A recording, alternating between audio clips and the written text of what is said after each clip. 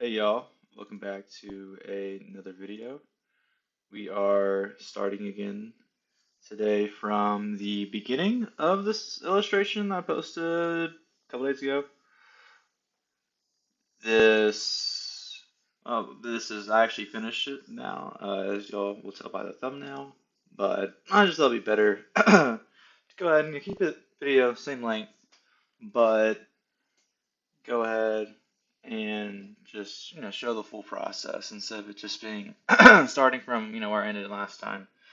Uh, but the main thing I want to talk about today, though, as this video plays in the background, is this is a general dilemma that is faced by a lot of people, but as it particularly applies to art. But before I go into like the direct topic, I just want to give sort of like an analogy and how it relates to like sports in particular. I'm a big fan of sports. I enjoy doing athletic pursuits. I'm not just an artist, although that is probably what I'm best at for the most part. But no, I like doing a lot of other things too. And so, typically with sports and how it applies to people and is that, especially children, is that early on in sports, you do a lot of things. You play a lot of different sports, right? You try to do, football, baseball, a lot of team sports, uh, and tag. Hell, even the playground. I mean, if you want to consider that uh, a sport in a way, right? And you start very broad overall. It's very rare for adults in particular to just be doing all these different sports every single day, not everyone, just doing all this stuff. And typically, someone finds a sport they like or they don't like sports and they just quit. But they usually find a sport that they like and they stick to it and they get good at it, right? And but it starts very broad. Like let's say football, for example. Typically, I only played a year, but generally, you start out and you just play it, right? You're catching, doing this and that. You're doing different positions. Or actually, something I know maybe a little bit better. Is like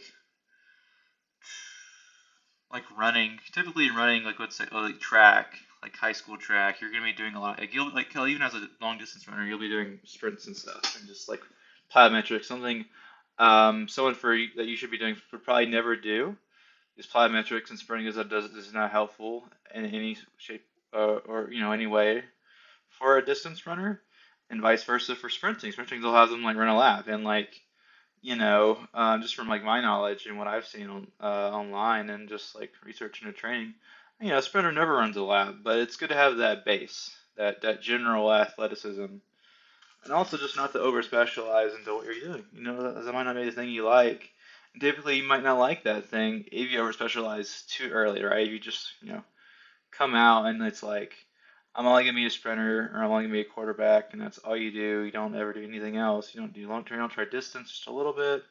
You're probably gonna grow bored of it to some degree, right? So as this applies to art and sort of my experience, is that something I'm kind of currently thinking about as recently is sort of over specialization into art, or like too early. So like the main thing I'm talking about is with comics.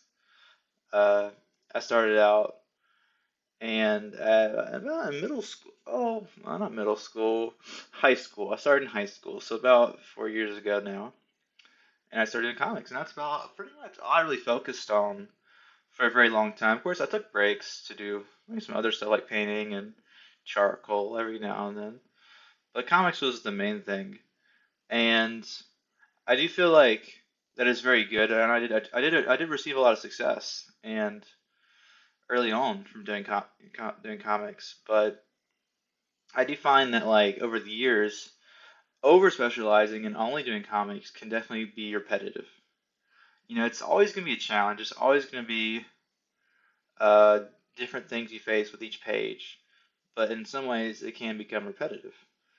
Uh, and so like taking a break, like currently doing paintings and stuff, like digital paintings in particular, which I haven't done literally since middle school, has been really good. I did some paint, and I said I did some painting like traditionally, like oil paints, about last year, about around this time, and that was pretty good. I got to like a decent level where I was like, okay, I'm all right at this. Not the best, not the worst. And I got to a decent point. But recently I've been digital painting, so that's been kind of neat. Definitely different from normal painting, even though you face a lot of the similar, just like problems. The way that you go about solving it is different, just due to like a bunch of weird sciencey stuff that deals with art and difference between like mixing pigments and then making digital art, stuff like that. Uh, but back to the subject though, like the dilemma with over specializing is that if you don't specialize, okay, like let's say the extreme, you don't specialize at all, you're not going to be renowned for anything unless you're just putting crazy work and then just becoming really good. I mean, I guess we could take it to extreme. You just do everything, and then you'll be good at literally nothing. But as it applies to art, let's say you're doing like painting, you make you do video game art, you do landscapes, you do hell, maybe even do like 3D modeling, all this stuff, and you don't really become good at anything. I've done a lot of this. I've done actually all those things that I mentioned before, and I'm like not good at 3D modeling. Like I can make a sword in Blender. That's about it though. So there's like a push and pull there, and of course I feel like the solution to a lot of this is just draw more, right, or paint more. Because you did that, you don't have to worry really about over specializing or not. Like if you were just to do that more and more and more, like you could have part of the day where you start very general, you do something else, and then you have the thing that you specialize on. So that's kind of the point I'm trying to reach, that balance. Currently, I'm taking a small break from the comic, but I do plan to get back to that soon. I've been enjoying playing around with color.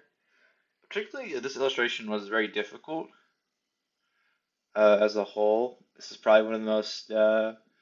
I think it's actually one of the biggest illustrations I've done ever, which is kind of crazy to say, but I'm just not that experienced in color. So props to anyone watching this. They get to see my first illustration.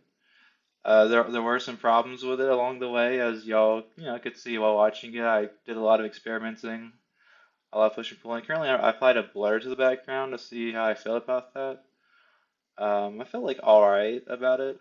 I decided to keep it in the end, but uh, yeah, this was definitely very difficult. I was struggling the entire way through. Also, I had some big exams in college recently, which luckily I passed one of them. I made like a C.